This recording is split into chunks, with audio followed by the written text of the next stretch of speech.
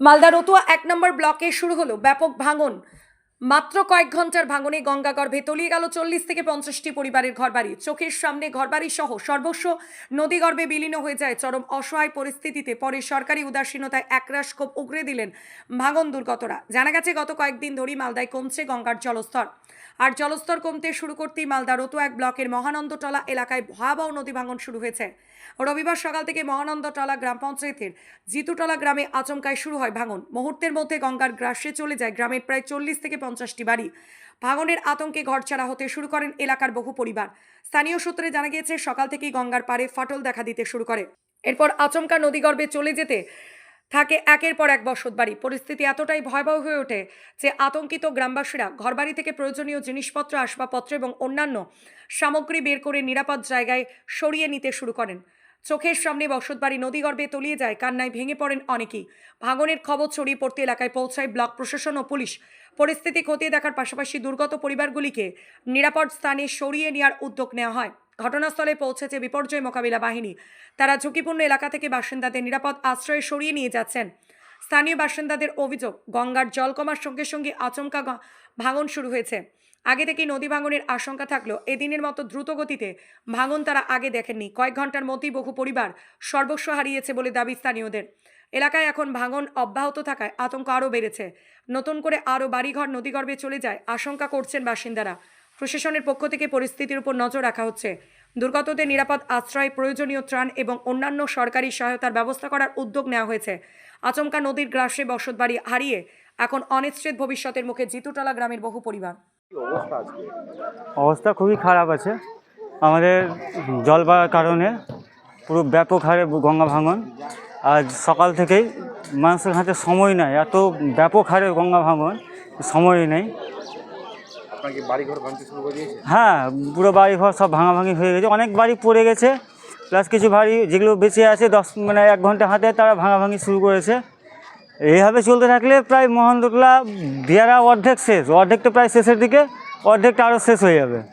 মহানন্দটলা প্রায় শেষ। আর প্রশাসন একদম ব্যর্থ। প্রশাসনের কোনো একদম নিষ্ক্রিয় ভূমিকা আছে। আমরা প্রত্যেকবার শুনতে পাই কোটি কোটি টাকা আসছে। কোন মন্ত্রী আর কোন নেতা খায় জানি না টাকাগুলো। এক বস্তা কাজ হয় না। আজ ৩ দিন থেকে এখানে ১ সপ্তাহ আগেও ভাঙন হয়েছে, কোনো প্রশাসনের দেখা সাক্ষাৎ নাই, কিছুই নাই। ১ বস্তা মাটি ফেলা নাই, কোনো কাজ নাই, শুধু লোক দেখানো, এরা নেতাগিরি আর কিছুই না। এটা জিতুটলা, আজ ও জিতুটলা প্রায় 60% শেষ। ব্যাপক হারে ভাঙন। এই ভাঙন চলতে থাকলে আজ সন্ধ্যার মধ্যে জিতুটলা খুঁজে পাওয়া যাবে না।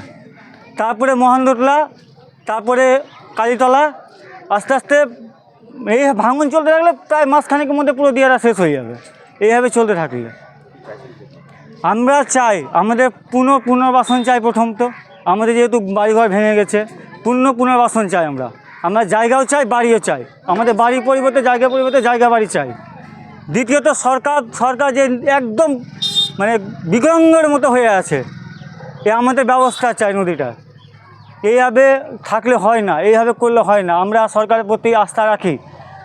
প্রত্যেকবার সরকারের লোক আসে, আমরা কথাবার্তা শুনি, বলি, কিন্তু এই ধরনের নিষ্ক্রিয়তা থাকলে আমরা সরকারের বিপক্ষে বলতে বাধ্য হয়ে যাচ্ছি।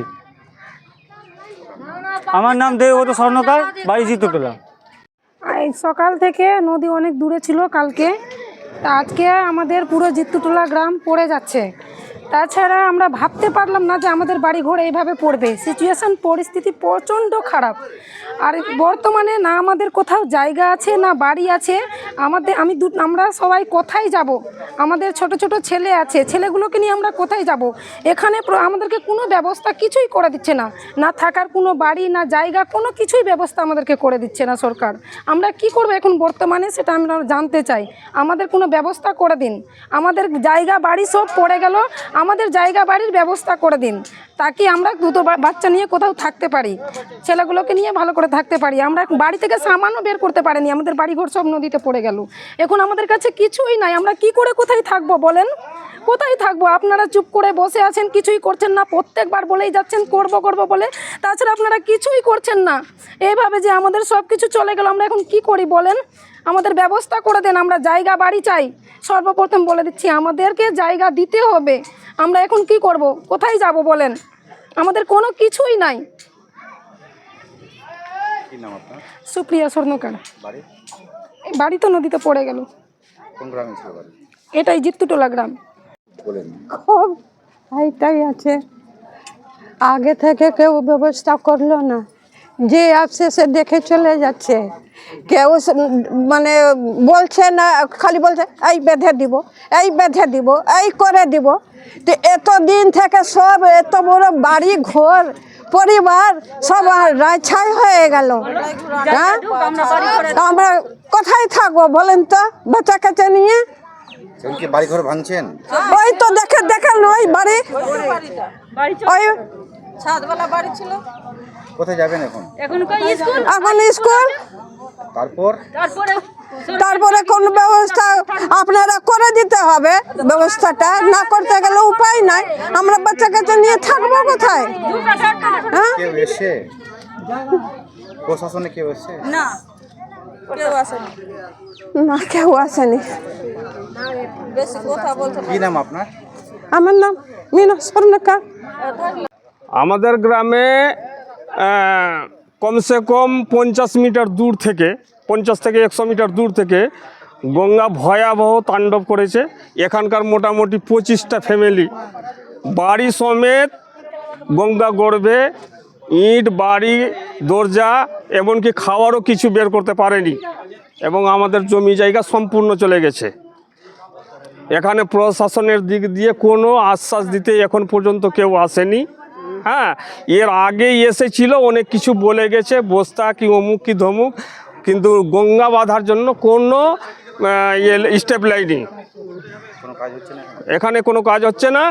উজানের দিকে বস্তা বালি কিছুটা দিয়েছে, কিন্তু তাতে কোনো এই আমাদের গঙ্গা নদীর কোনো ভাঙনটা থামছে না কোনো হালতে। আপনার বাড়ি কি চলে গেছে গঙ্গাতে? হ্যাঁ, আমার বাড়ি সম্পূর্ণ, 2টো বাড়ি 3টো বাড়ি, জানলা কপাট সমেত, খাওয়া দাওয়ার সব সমেত আজকেই গেল। এইভাবে ভাঙন চললে কতটা এরকম ভাঙন চললে আশা করি যে মোটামুটি 100 কোটির উপরে খরচ হবে। বা বাড়ি ঘরের সামান এবং এখানকার মানুষ যে আছে আর কোথাও কোনো আশ্রয় নিতে পারেনি, গরিব শ্রেণীর মানুষ আছে। হ্যাঁ, সেখানে যদি আমাদেরকে সরকার কোথাও জমি দেয় বা কোথাও থাকে রাখার ব্যবস্থা করে, সেটা আমরা সরকারের কাছে আবেদন করছি যে না, আমাদের কথাটা শুনে আমাদের কথাটা সরকারের কানে পৌঁছায়। হ্যাঁ, সকাল থেকে প্রশাসনের কেউ ছিল না। আমাদের স্থানীয় ফাঁড়ির ইনভেস্টিগেশন সেন্টারের আইসি এখানে ঘোরাঘুরি করে দেখছিলেন। আমরা চাইছি সরকার আমাদের ব্যবস্থা করুক, আমাদের জমি জায়গা থাকার ব্যবস্থা করে দিক, বাড়ি তৈরি করে দিক, খাওয়ার ব্যবস্থা করে দিক। আমরা যেরকম আগে পুনরায় যে অবস্থায় ছিলাম সেই রকম অবস্থা এখানকার পাবলিকের করুক। সরকার তো বলছে এবার কোনো স্থায়ী কোনো কাজ হবে না, এমনি নর্মাল কাজ হবে, স্থায়ী সমাধান হবে না এবছর, যা হবে নেক্সট বছর হবে। তো সরকার গঙ্গার যদি স্থায়ী কাজ এবার না হয় তো মানুষটির ব্যবস্থাটা করুক, পরিবারের বাঁচানোর ব্যবস্থাটা করুক।